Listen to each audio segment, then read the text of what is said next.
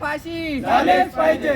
मित्रांनो, आपल्याला माहिती आहे गेल्या काही दिवसांआधी नंदुरबार जिल्ह्यातल्या एका मोलानी गावामध्ये आपल्या आदिवासी समाजातील एका बहिणीचा चाकूने वार करून हत्या करण्याचं काम एका समाजकंटकाने केलं। घरेलू वाद होता, दोन परिवारांमधील एका घरेलू वादामधून आमच्या एका बहिणीवरती अशा चाकूने वार करून तिची हत्या करण्यात आली। गेले 4-5 दिवस आमच्या बहिणीने मृत्यूशी झुंज दिली, पण ती अखेर पराभव झाली आणि तिचा 4 तारखेला सुरतच्या रुग्णालयामध्ये तिचा मृत्यू झाला।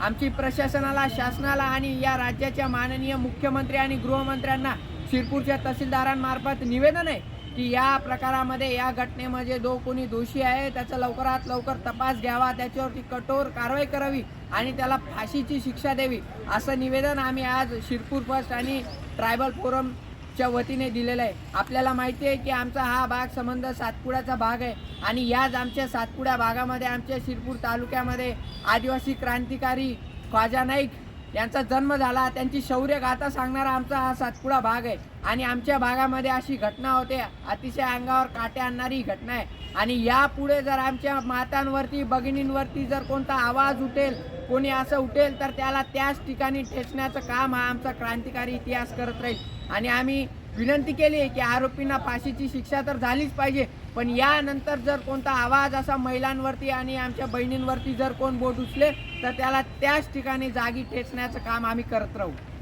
आरोपींना फाशी झालीच पाहिजे। उलगुलाट जिंदाबाद, उलगुलाट जिंदाबाद। आमो आका एक से